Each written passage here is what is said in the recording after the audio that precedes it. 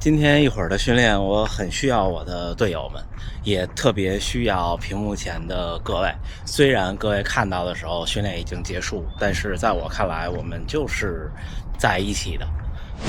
大家伙早喽！5月24号星期六，今天又是周六早晨，大家一起跑中长距离的时候。今天没有说具体的距离，好像是4分15的配速起跑，5点45集合。为什么这么早来了呢？是因为你看我感觉我挺累的，虽然昨天是休息日，昨天纠结了差不多一天，就在想怎么和大家聊一聊。我现在还在听的已经是第7遍甚至是第8遍信口开河节目李教练这一期，我想了好多。然后呢，昨天也录了，昨天真的录像了1个多小时，剪辑了得有2个多小时，都传上去了，就等待今天早上发布。那今天早上起来我紧急给停了，我觉得我说的不好，我说的不好。先跟大家纠结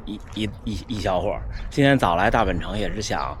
在等大家的时候，趁着这个感觉跟大家聊一聊。就是纠结的是什么呢？就是我觉得我好像什么都说了，但是呢又好像什么都没说，因为说的时候心里会有压力，我会觉得我说的好像不对，或者我好像没有资格这么说等等吧。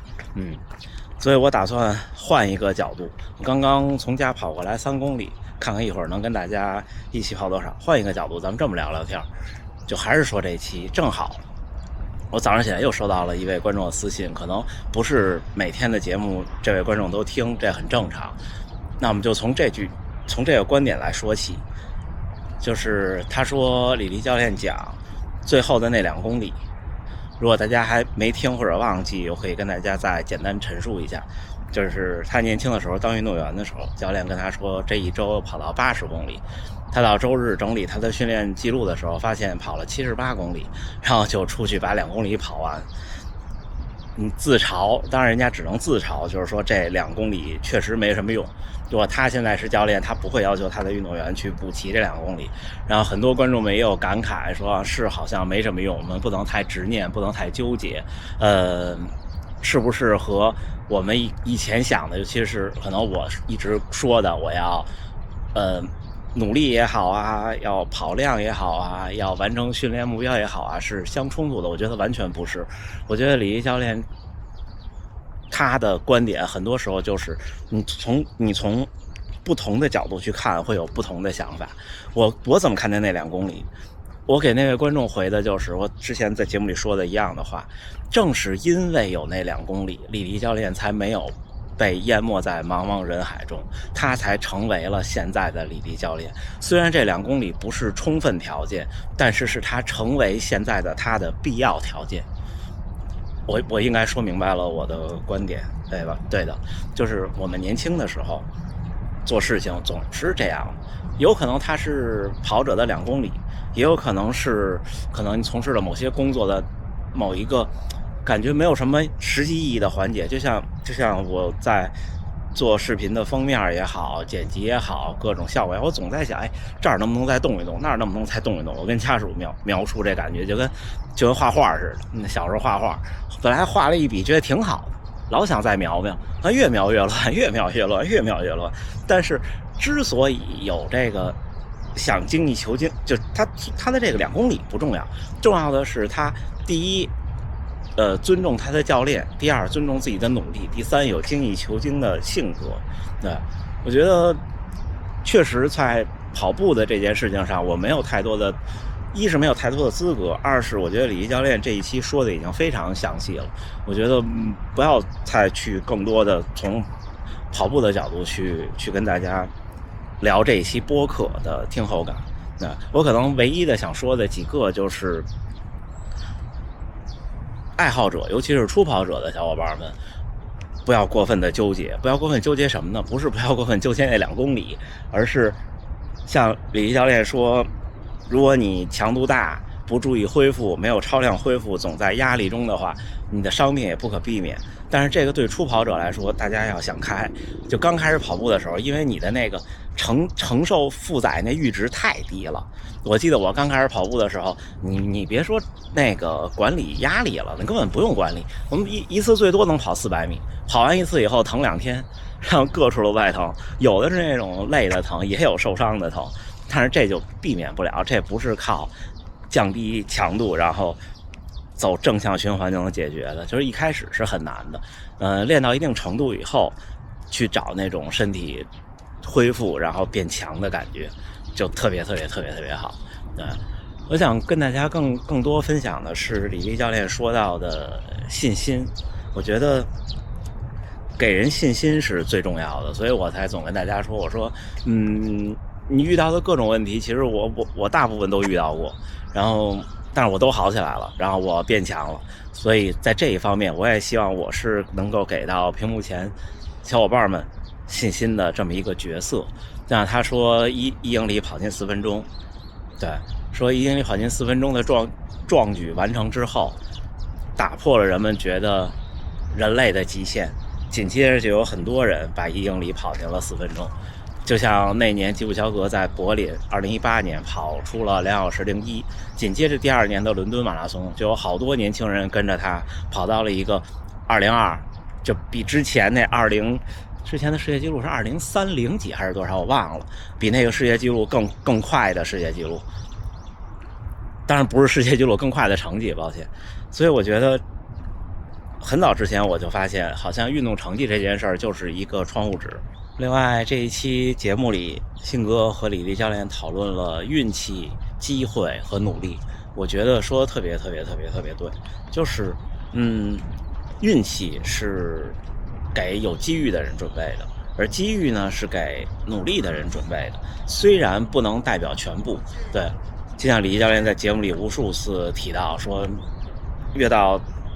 后来他越相信没有事情是绝对的。对，我也觉得是，随着年龄增长，相信很多没有事情是绝对的，但是在这件事情上，几率这个事情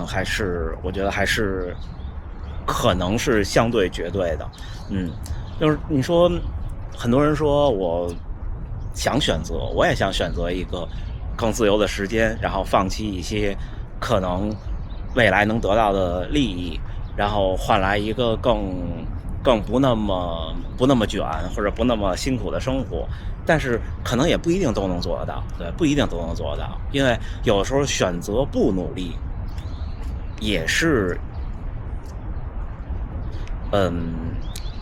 努力的一部分。对，选择不努力也是努力的一部分。你只有经历过那些，就像特别简单一套的，像运动员，你说马拉松运动员退役了，然后呢参加就以爱好者的身份参加马拉松比赛，他可能几年不跑，然后捡起来跑2个月，然后一去完赛后2小时30，在别人看来你这国一了呀，但是人家是年轻的时候每天那么干练出来的。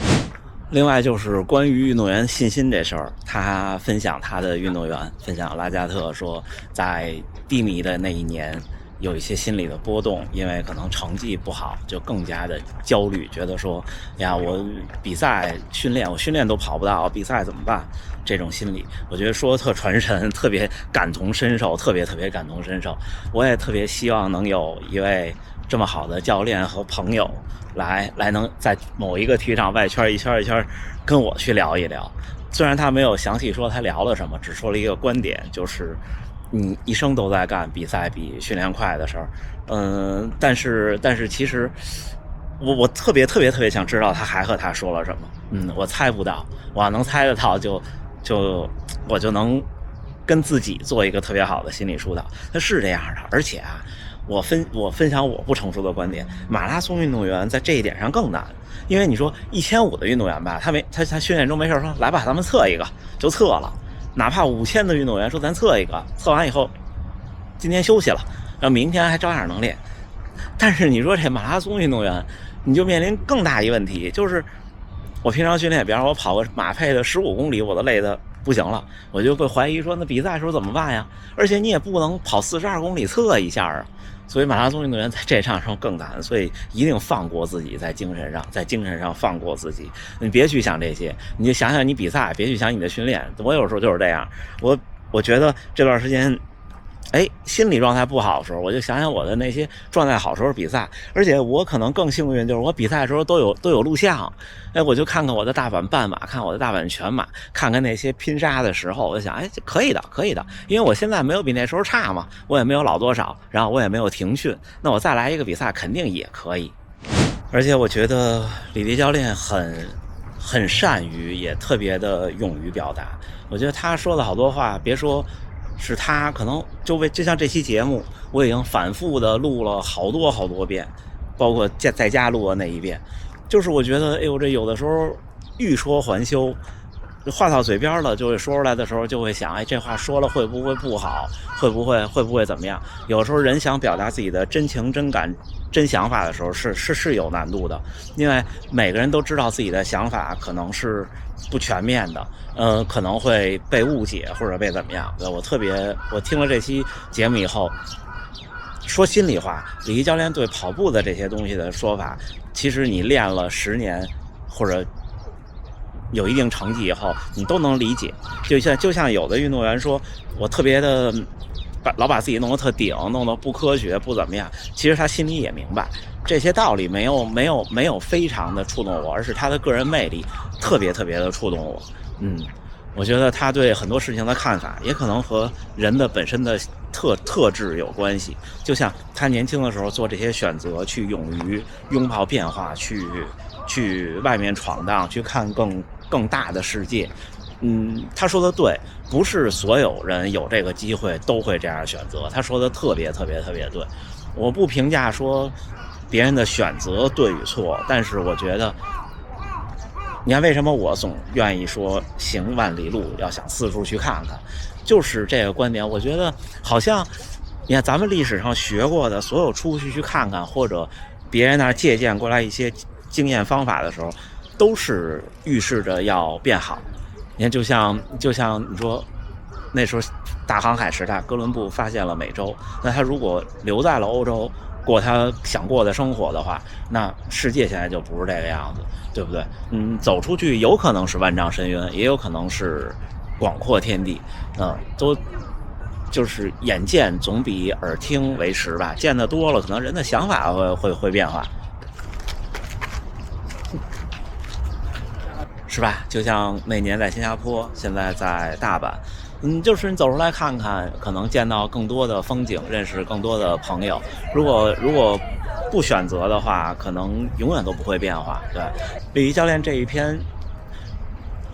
访谈，信哥问的这些问题，我觉得都特别的，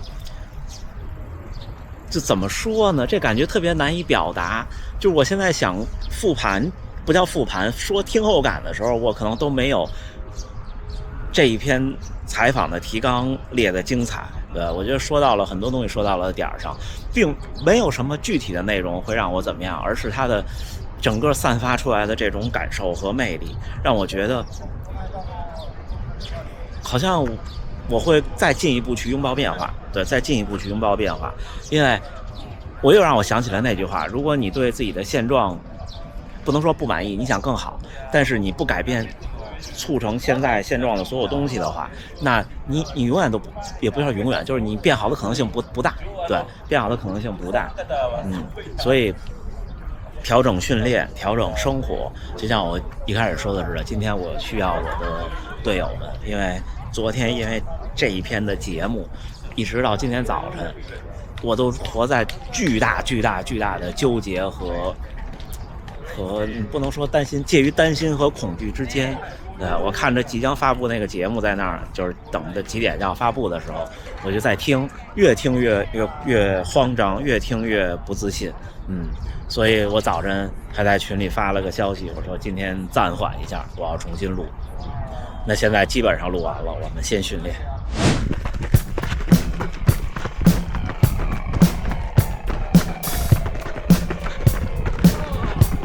到，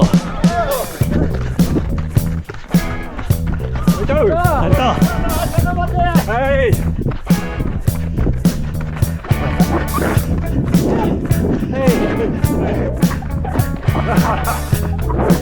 我这个我看看啊，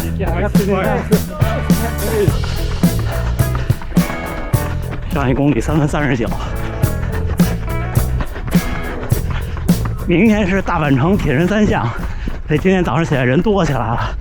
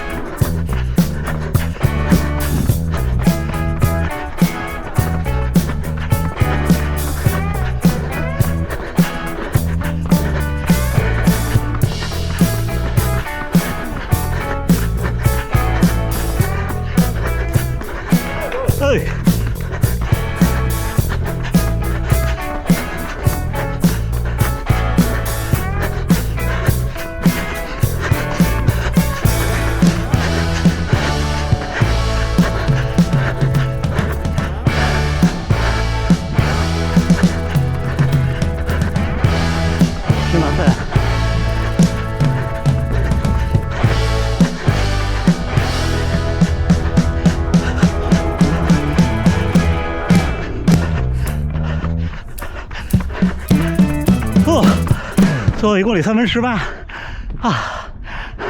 阿里阿多，nice。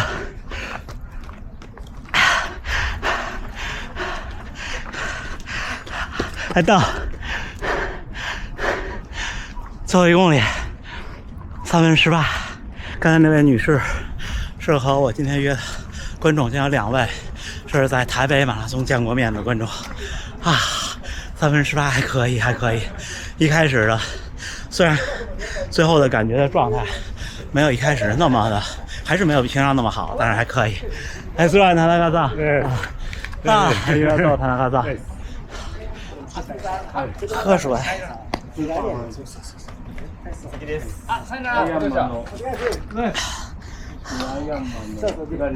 啊，累。今天真的累了啊！今天起跑状态就不好，跑不动。一开始前2公里4分，我觉得我跟不上，但是最后就接着顶，也就顶上来了。所以就像我一开始说的那样，我说我需要我的队友们，我想队友之间就是会互相需要着，就像大阪马拉松跑到8公里左右，在玉堂金。ありがとう、マギさん。お疲れ様です。我碰到前面的水泽先生和田中先生的时候，那种感觉啊，特别带劲。所以接着说最后2点，丽丽教练说的，第一个就是信哥问他怎么能帮助运动员缓解焦虑，就是比方说跑量没到，或者说用了更多时间恢复等等。李教练也说，其实有的人本身就很焦虑，他说的特别对，我觉得这是选材的也是一部分吧。就是我这种特别焦虑的人，不是靠简单的开导就能好的，就是这映射到李教练说的另外一句话，就是他说运动员要有主动思考的能力和教练沟通的能力。我觉得这俩事儿啊，可能在我目前的有限的认知内有点矛盾，就是人，我觉得人越有思想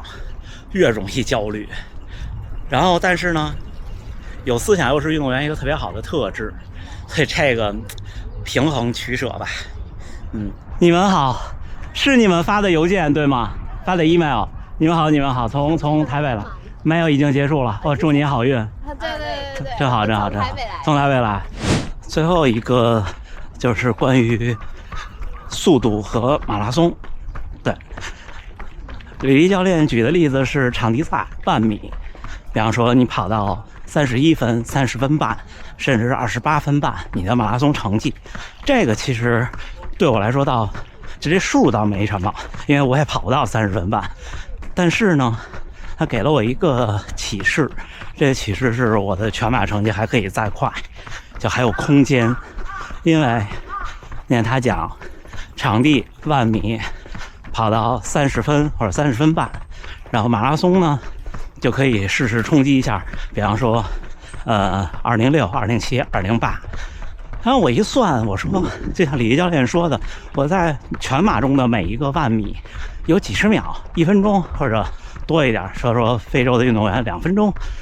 这种余量就能跑一个全马。那照这样算的话，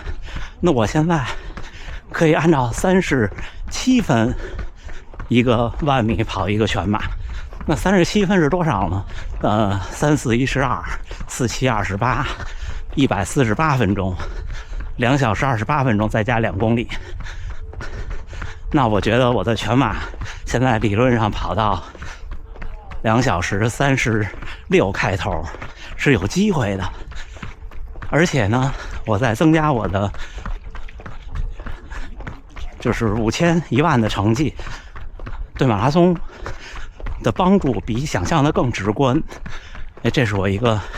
给我的一个启发。所以这就是教练和经验的意义。因为这些数就是摆在那儿的数，但是我从来没有想过，或者我也不知道别人是什么样。所以教练或者说像李丽教练这种专业的人的访谈给我的特别多的启发，就是就像我总说我跟屏幕前各位分享我经历过什么一样，他就让你知道什么时候是什么样子。5月24号星期六，又是一个集体的训练，一起跑了15公里，去3公里，回来又4公里，一共就是22公里，累计的平均配速是4分24，但是那15公里跑得挺快的。跟了更快的一组，田中先生他们一起跑了差不多4分配开始，一直在3分50多，后来3分40多，最后3分18结束。就是这种最后第15公里还能冲到3分20以内，确实是信心会有一个大增。然后听这期播客，这又听完了一遍，应该差不多最后一遍了吧。每一遍都有不一样的感受。其实每一遍我听的时候，听到这儿我都想，哎呦，我这一件事我能说好多。但是真正说的时候呢，我就发现我说不出什么，因为第一是人家已经说得特别清楚了，我也没有什么更多的东西能再分享。